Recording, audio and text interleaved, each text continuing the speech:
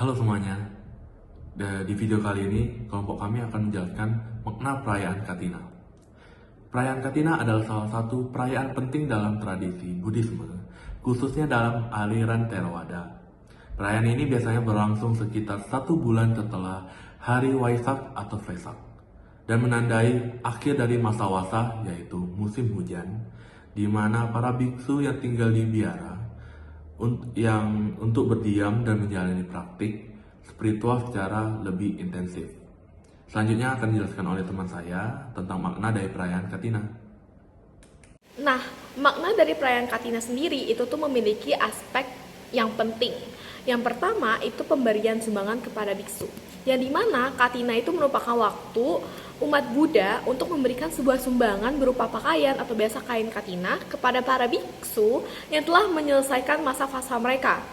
Nah, pemberian ini bukan hanya sebagai bentuk dukungan material saja, namun ini juga sebagai bentuk rasa hormat kita dan pengakuan atas dedikasi para biksu dalam menjalani kehidupan spiritual mereka.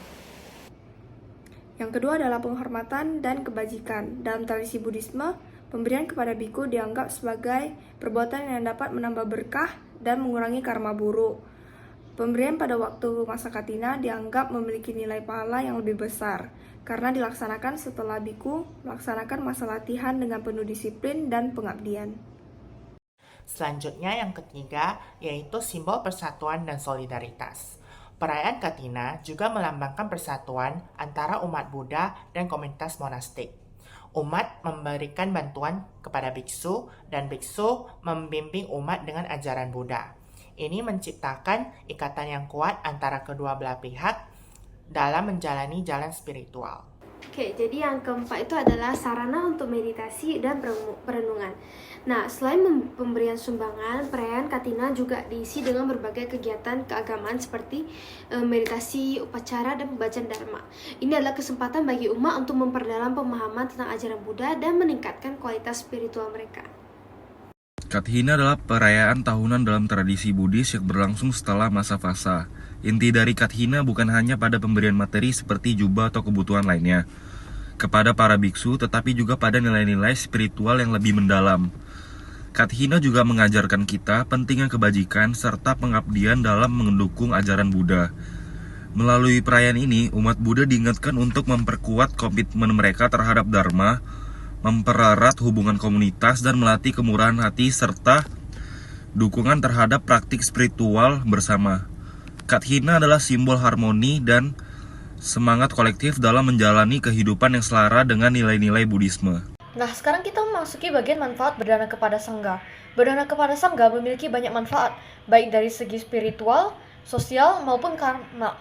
Nah, dalam ajaran Buddha, berdana dianggap sebagai suatu perbuatan kebajikan yang memiliki dampak besar bagi kehidupan spiritual seseorang.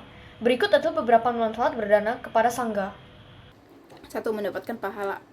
Contohnya karma baik, yaitu berdana kepada Sangha adalah salah satu bentuk perbuatan kebajikan yang dianggap sangat mulia dalam ajaran Buddha, yang diyakini akan membawa berkah, perlindungan, dan keberuntungan dalam hidup. Manfaat berdana yang kedua itu adalah mengurangi rasa ego dan keserakahan, yaitu dengan pembersihan batin.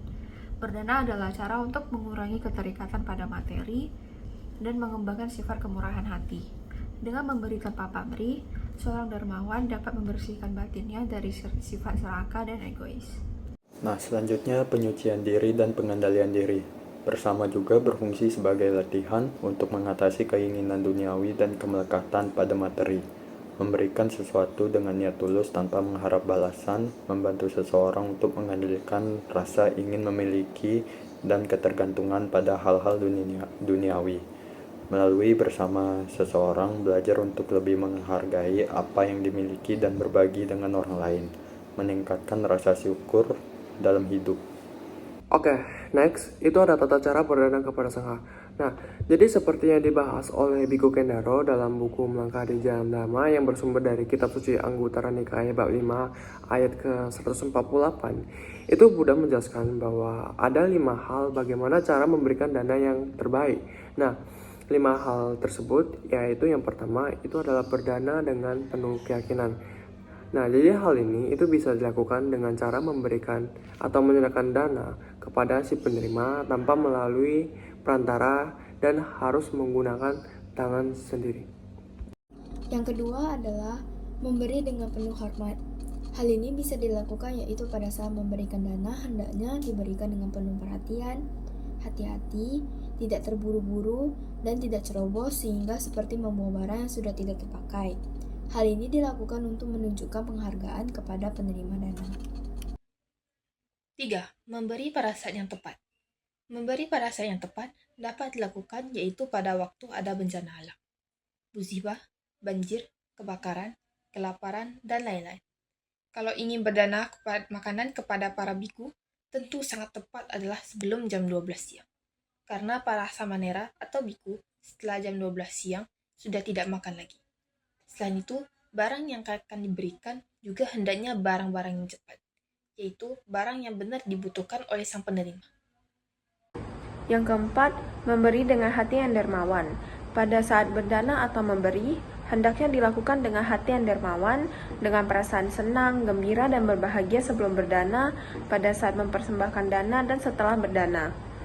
Jangan sampai ada perasaan penyesalan setelah berdana. Selanjutnya, memberi dana tanpa menjelekkan.